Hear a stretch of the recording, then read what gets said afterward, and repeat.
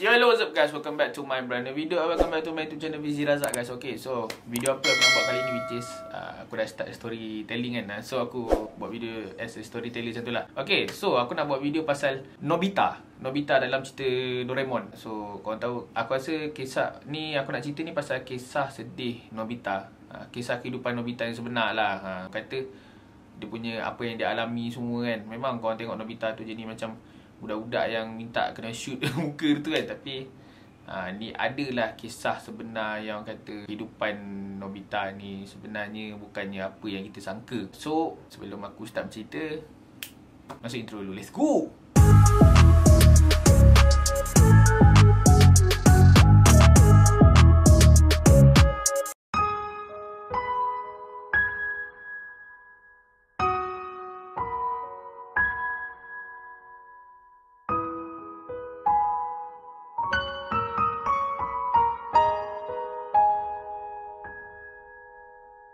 Okay guys, so aku tahu antara di korang semua, unfortunately ramai yang tahulah pasal kisah Nobita ni. Okay, selalu kita tengok masa kecil-kecil, macam aku dulu duduk dekat Negeri Sembilan kan, hari Sabtu, which is pukul 7 Shinchan, pukul 7.30 Doraemon.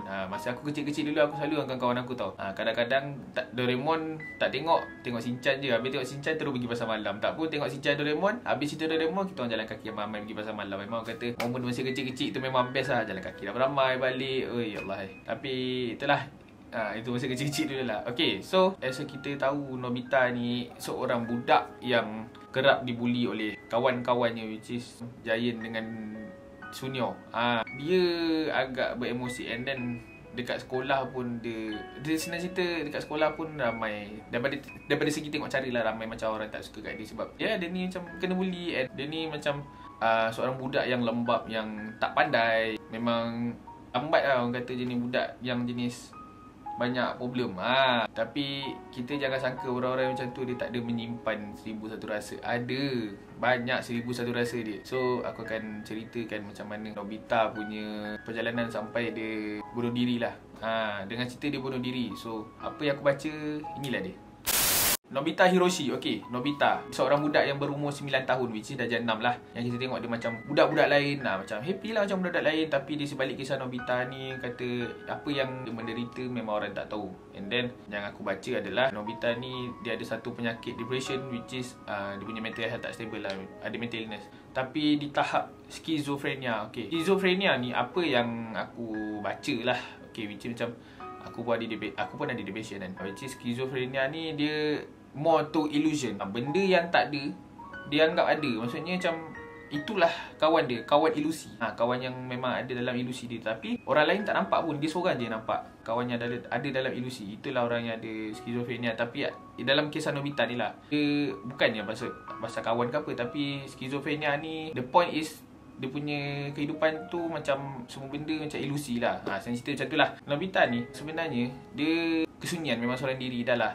Selalu kena bully dengan Giant dengan Sunyo. Lepas tu kat sekolah orang tak suka dia. Lepas tu memang dia sunyi lah, sampai dia ada satu illusion yang menganggap Doraemon tu sebenarnya wujud.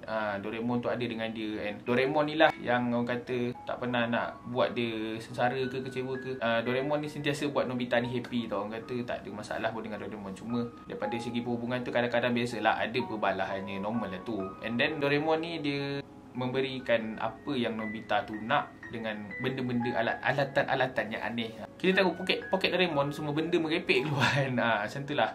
So itu adalah permintaan daripada Nobita. So dia rasa Doraemon ni memang orang kata satu makhluk yang boleh tunaikan segala permintaan dia. Macam tu lah, orang kata tak adalah dia kesunyian kan. Dia rasa diri dia seronok lah ada Doraemon macam tu dalam kehidupan dia. Nobita ni dia seronok kawan dengan Doraemon sebab macam aku cakap tadi. Okay, Doraemon ni adalah salah satu makhluk yang tak mengganggu emosi dia, tak mengganggu ketenteraman awam dia, tak mengganggu segala apa orang kata yang boleh buat dia tekanan, boleh buat dia stres lah. So itulah, dia rasa hidup dia bahagia dengan adanya Doraemon. Oh my god! And then dengan apa yang aku baca, which is Nobita ni mungkin aku rasa family dia perasan ataupun kawan-kawan dia perasan kan, yang sikap Nobita ni mungkin dia pelik ataupun dia cakap seseorang ke apa, wallahualam, kita tak tahu. So daripada apa yang aku baca, family dia bawa pergi jumpa doktor, and bila lepas dah check up itu ini, sebenarnya doktor tu bagi tahu dekat Nobita and family sebenarnya Doraemon tu tak wujud, and Nobita tak boleh terima sebab yalah, walaupun kawan tu sekadar ilusi, tapi dia seronok, dia bahagia. Dia rasa macam betul-betul benda tu ada. Menemani dia, orang kata memang kata satu, macam aku cakap tadi lah, satu makhluk yang tak buat dia rasa tekanan and sentiasa ada, susah senang. Bila Nobita tu nangis, dia ada. Sebenarnya Doraemon tu tak wujud, and memang dia tak boleh terima hakikat lah. Kata Doraemon tak wujud sebenarnya. Aku faham pasal tu. Tapi itulah, orang ada skizo ni risau kadang-kadang. So orang yang ada penyakit mental illness ni, orang kata depression ni, tak kisahlah daripada depression ke apa ke, selain daripada family, kena ada kawan yang boleh bimbing, boleh pimpin kawan tu. Orang kata bagi dia happy, bagi dia semangat. Orang macam ni dia lawan sakit dia, bukan dia tak lawan. Orang kata amal ibadat semua dia buat, dia solat semua, berdoa. Tapi ini adalah satu penyakit, faham tak? Penyakit yang diterima, yang dirinya diterima keliling. Kata mungkin ada manusia yang buat dia tekanan, benda-benda ataupun dia kehilangan ke sampai dia tak boleh menerima macam tu, Allahualam. So kau as kawan, kau kena appreciate. Orang kata kawan yang ada mental illness ni, kau kena jaga dia betul-betul. And one more thing, lupa aku nak pesan. Orang-orang yang normal, orang kata tak ada penyakit mental illness ni, which is korang jangan sesekali cakap orang yang ada depression ni tak ada iman. Sebab yelah, macam aku pernah cakap kat video sebelum ni, korang tahu ke dia solat ke tak, dia berzikir ke tak, dia berdoa ke tak. Jangan. Lagipun dah ulama' dan ustaz-ustaz pun ramai cakap penyakit depresi ni tak ada kaitan dengan iman. So korang jangan memandai-mandai cakap ni depression ni sebab tak solat lah ni. Kau tahu ke? Kau tak serumah dengan dia, so kau tak tahu. Jangan nak memperkotak-katik kadang-kadang. Kau jangan nak ambil kerja Tuhan. Depression tak ada, orang kata week of depression ni tak ada kaitan dengan iman. So jangan memandai-mandai, jangan memandai-mandai. Okay, so kita sambung for the last point dia. Masa Nobita umur 16 tahun, dia pergi balik jumpa doktor tu.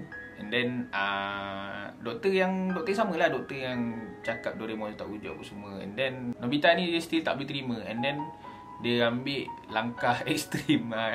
Kata ayat aku baca tu lah, dia ambil langkah yang kata melampau, sampai dia ambil senapang bapak dia.